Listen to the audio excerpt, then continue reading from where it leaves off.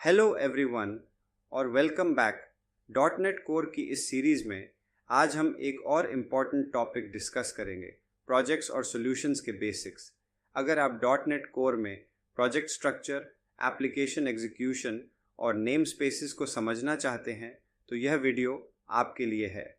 तो चलिए शुरू करते हैं। इस वीडियो में हम इन टॉपिक्स को कवर करेंगे।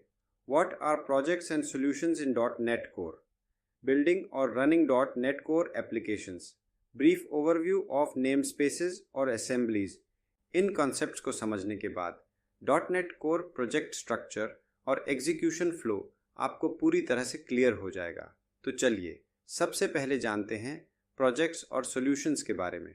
इसके साथ ही हम प्रैक्टिकल एग्जाम्पल्स और हैंड्स ऑन कोडिंग भी करेंगे ताकि कॉन्सेप्ट्स और भी आसान हो जाएं। तो शुरू करते हैं सबसे पहले सवाल से। What are projects and solutions in .NET Core? .NET Core में प्रोजेक्ट एक लॉजिकल कंटेनर है जिसमें आपकी एप्लीकेशन का पूरा कोड बेस, डिपेंडेंसीज और कॉन्फ़िगरेशन फाइल्स रहती हैं। सॉल्यूशन एक कंटेनर है जो मल्टीपल प्रोजेक्ट्स को ऑर्गेनाइज करता है। ये बड़ी एप्लीकेशंस के लिए हेल्पफुल है जहां मल्टीपल प्रोजेक्ट्स इंटरलिंक्ड होते हैं।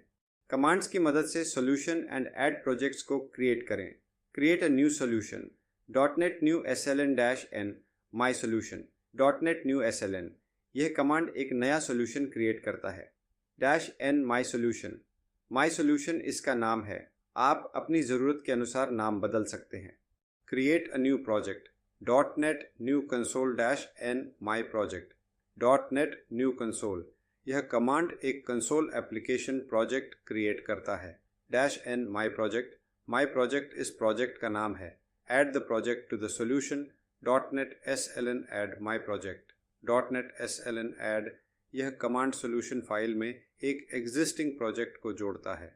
My project, यह उस प्रोजेक्ट का नाम है जिसे आप सॉल्यूशन में जोड़ रहे हैं। अब अगला सवाल, how to building and running .NET core applications. एक बार प्रोजेक्ट क्रिएट हो जाने के बाद हमें इसे बिल्ड और रन करने की ज़रूरत होती है।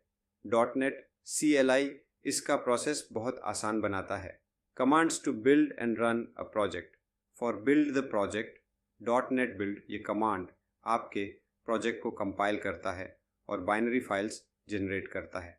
अगर कोई सिंटैक्स एरर है तो ये बिल्ड प्रोसेस में ही उसे हाईलाइट कर देगा।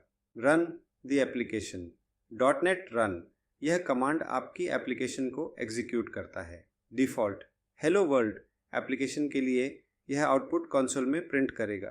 Publish the application .NET Publish -o Publish .NET Publish, यह कमांड एप्लीकेशन के प्रोडक्शन रेडी फाइल्स जनरेट करता है। -o Publish, ये पब्लिश फाइल्स को पब्लिश नामक डायरेक्टरी में सेव करेगा। मान लीजिए आप एक REST API बना रहे हैं। बिल्ड प्रोसेस इंश्योर्स कि आपकी कोड बेस में कोई सिंटैक्स एरर्स या कंपाइलेशन इश्यूज ना हो और रन कमांड से आप लोकल डेवलपमेंट एनवायरनमेंट में एप्लीकेशन टेस्ट कर सकते हैं। अब अगला सवाल, brief overview of namespaces and assemblies. Name spaces और असेंबलीज .NET कोर एप्लीकेशन के स्ट्रक्चर को डिफाइन करते हैं। Name spaces logically related classes और मेथड्स को ऑर्गेनाइज करने के लिए यूज होते हैं। Example, system.io, Microsoft ASP, .NET Core MVC। जब आपके पास मल्टीपल क्लासेस हैं तो नेम स्पेसेस उन्हें कॉन्फ्लिक्ट फ्री मैनेज करते हैं। इस एग्जाम्पल में देख सकते हैं कि नेम स्पेस MyApp क्लासेस और मेथड्स को MyApp नेम स्पेस में ग्रुप करता है। console.writeline सिस्टम नेम स्पेस का हिस्सा है जिसे ग्लोबली एक्सेसिबल बनाया गया है। असेंबलीज कंपाइल्ड कोड और रिसोर्सेज DLL या EXE फाइल्स का कलेक्शन होती है। एग्जाम्पल, एप्लीकेशन को डिप्लॉय करते समय assembly.dll फाइल जनरेट होती है जिसे एग्जीक्यूट किया जा सकता है। मान लीजिए आप रीयूजेबल लाइब्रेरीज बना रहे हैं जैसे पेमेंट गेटवे इंटीग्रेशंस। ऐसी लाइब्रेरीज असेंबलीज के रूप में पैकेज की जाती है। तो दोस्तों, आज हमने .NET कोर प्रोजेक्ट्स और सॉल्यूशंस के बारे में सीखा। What are projects and solutions in .NET core, how to building and running .NET core applications and brief overview of namespaces and assemblies. अगले वीडियो में हम ASP .NET कोर की introduction करेंगे और जानेंगे कि यह फ्रेमवर्क मॉडर्न वेब डेवलपमेंट के लिए क्यों आइडियल है। अगर आपको यह वीडियो पसंद आया हो तो लाइक करें, शेयर करें और चैनल को सब्सक्राइब करना न भूलें। Thank you so much.